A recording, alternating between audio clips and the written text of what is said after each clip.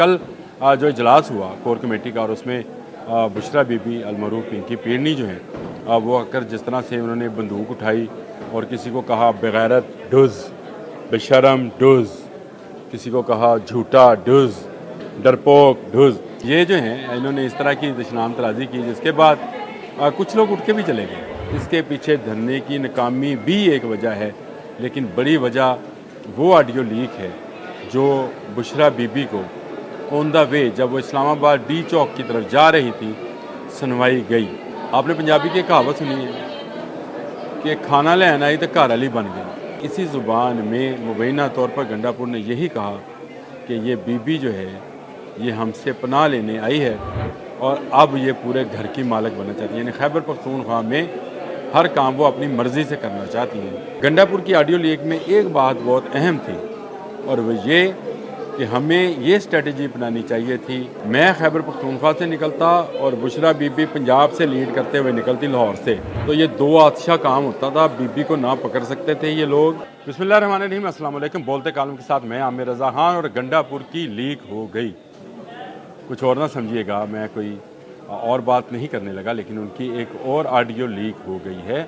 और ये audio leak जो है ना सिर्फ एक जगह पर मौजूद है और महफूज है, बल्कि ये ऑडियो जो है वो पिंकी पीरनी को भी सुना दी गई। कल जो इजलास हुआ कोर कमेटी का और उसमें बुशरा बीबी अलमरूफ पिंकी पीरनी जो हैं वो आकर जिस तरह से उन्होंने बंदूक उठाई और किसी को कहा बेगैरत डुज़, बेशरम डुज़, किसी को कहा झूठा डुज़, डरपोक डुज़, गोली की बौछार कर रही थी वो। कोई एक बंदा भी उनके इस तरह के दशनाम तराजी, या इसको ख़वातीन तो इसी तरह की दशनाम तराजी करती हैं जी, मर्द हो तो कहते हैं उठ निकल तेरी, जो भी है इस तरह की बात करते हैं। लेकिन ये जो हैं इन्होंने इस तरह की दशनाम तराजी की जिसके बाद कुछ लोग उठ के भी चले गए। और सलमान अकरम राजा का आपको पता है वो रिज़ाइन कर गए। हामिद रज़ा भी छोड़ना चाह रहे हैं, वो भी कोर कमेटी के में नहीं जाएंगे अब। गौहर के मतलब भी आया, मिनिस्टर गौहर के मतलब उनको भी निकाला जा रहा है। तो बंदूक उठा ली और इसके पीछे लोग ये समझ रहे हैं कि शायद धरने की नाकामी है। इसके पीछे धरने की नाकामी भी एक वजह है, लेकिन बड़ी वजह वो ऑडियो लीक है जो बुशरा बीबी को ऑन द वे जब वो इस्लामाबाद डी चौक की तरफ जा रही थी सुनवाई गई। मैंने आज से 2 दिन पहले एक औरत का जिक्र किया था जो कि नकाब पोश थी, उस गाड़ी में मौजूद थी और उस औरत ने जो है वो अपना किरदार अदा किया था। मैंने आपसे कहा था कि उन्होंने सुनवाया है कुछ, उसको शायद मैंने फ़ोन का कहा था आपको, लेकिन फ़ोन था तो उसमें फ़ोन के अंदर शायद कोई दूसरी तरफ कॉलर नहीं था, चंद आवाज़ें थीं। आपने पंजाबी की कहावत सुनी है कि खाना लेन आई तो घर वाली बन गई। इसका मतलब पता है आपको? इसका मतलब ये होता है कि कोई अपनी पनाह मांगने आए, कोई खाना मांगने आए, मदद मांगने आए और आकर उसी घर पर कब्ज़ा कर ले। इसी मफहूम पर पश्तो में चंद अल्फाज हैं जो मैं तो खैर बोल नहीं सकता, मैं पश्तो दान नहीं हूँ, पश्तो ज़ुबान मुझे आती नहीं है, लेकिन इसी ज़ुबान में मुबैना तौर पर गंडापुर ने यही कहा कि ये बीबी जो है ये हमसे पनाह लेने आई है और अब ये पूरे घर की मालिक बनना चाहती है। यानी खैबर पख्तूनख्वा में हर काम वो अपनी मर्ज़ी से करना चाहती हैं। और असल में ये वो टेंशन थी जो कि इस जुलूस की, जो कि धरने के लिए जा रहा था पेशावर से इस्लामाबाद की तरफ, उसमें इसकी जो है रहनुमाई, इसकी लीडरशिप जो है किसके हाथ में होगी। मैंने आपको याद है एक व्लॉग गेम ऑफ थ्रोन के नाम से किया था और मैंने आपको बताया था कि इस गेम ऑफ थ्रोन में कौन कौन लोग शामिल हैं। तो ये सारे लोग जो हैं ये उसमें झगड़ा हुआ गंडापुर का बीबी के साथ। और उसके बाद बीबी को जब ये जलती पर तेल का काम इस ऑडियो लीक ने किया, ऑडियो लीक आप तक आज आ जाए, कल आ जाएगी। इसमें सिर्फ एक बात बुशरा बीबी के बारे में नहीं है, मज़ीद बातें भी हैं जो कि बुशरा बीबी को सुनवाई गई। और बुशरा बीबी को अपने कानों पर यकीन नहीं आ रहा था, क्योंकि वो इस गंडापुर जो कि अब वज़ीर आला खैबर पख्तूनख्वा को नहीं जानती थी, वो MPA गंडापुर को जानती थी। जो कि बुशरा बीबी सोफ़े पर बैठती थी, वो नीचे बैठता था, जी हाँ, दो जानों होकर। और जिनको वो मुर्शद समझता है इमरान खान को, उसकी मुर्शद जो थी ये बीबी थी, बुशरा बीबी। लिहाजा बुशरा बीबी जो हम जो अपने ज़माने में दादा मुर्शद कहते हैं, तो ये दादी मुर्शद होंगी, वो मुर्शद की मुर्शद हैं, तो दादी मुर्शद कहलाएंगी। वो बहुत दो जानों होकर बैठता था, ऐसा ताबेदार था कि उस्मान बुज़दार भी क्या ताबेदार होना है।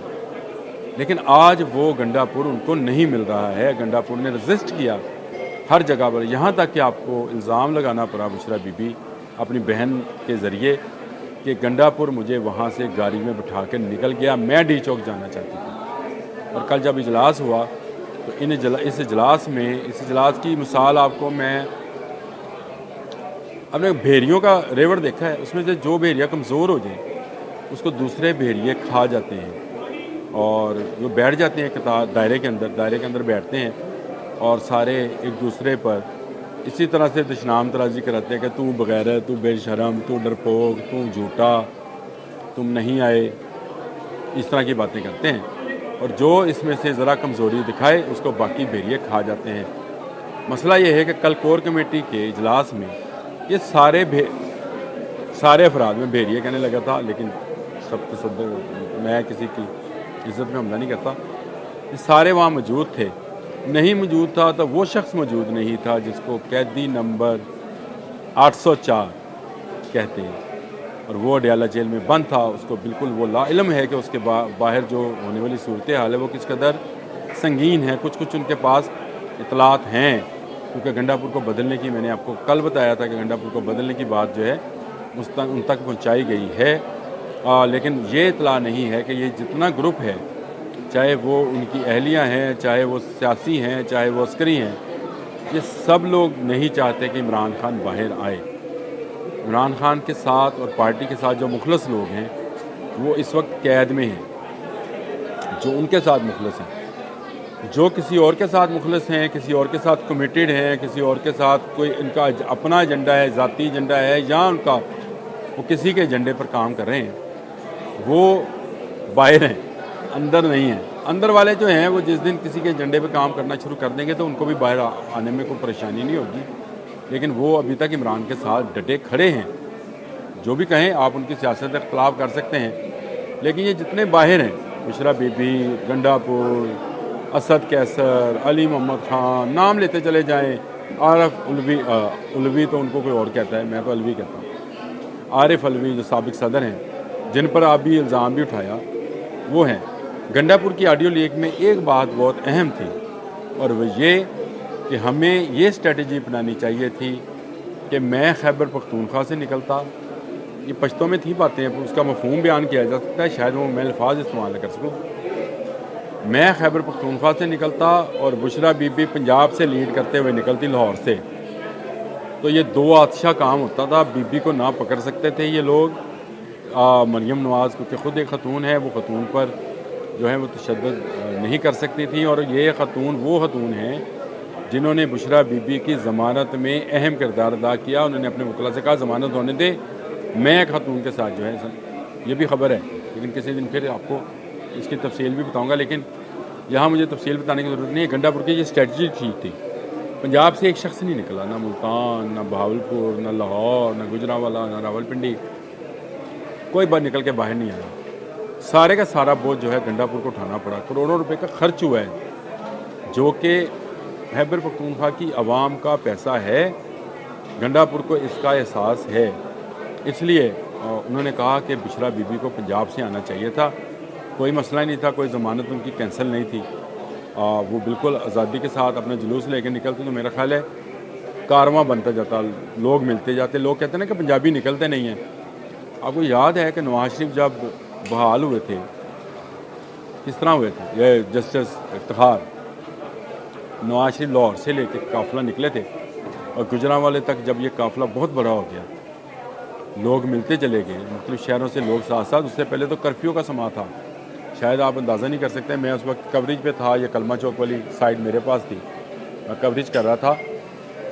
शुरू में लग रहा था कि शायद नवाज शरीफ अकेले ही रवाना हो जाएंगे, लेकिन गुजरांवाले तक पहुँचते पहुँचते इफ्तिखार चौधरी बहाल हो गए एक डिक्टेटर के हाथों।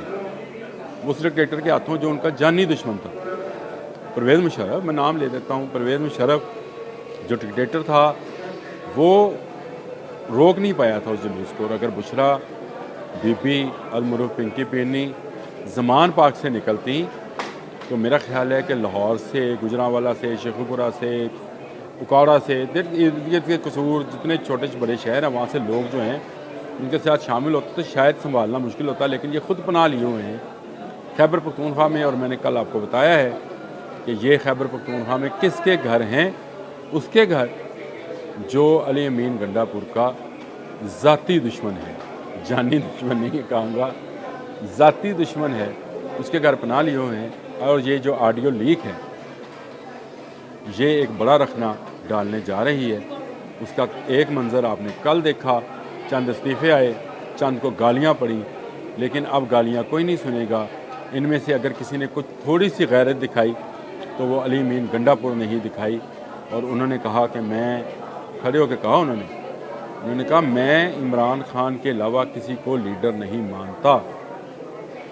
ये बुशरा बीबी के लिए पैगाम है जो कब्ज़ा करना चाहती हैं पाकिस्तान तहरीक इंसाफ पर, और चाहती ये हैं कि इमरान खान अंदर रहे और वो मज़लूमियत का कार्ड खेलती रहें। अगर वो मुबैना तौर पर ये चाहती हैं तो ये गंडापुर की तरफ से ऐलान बगावत है।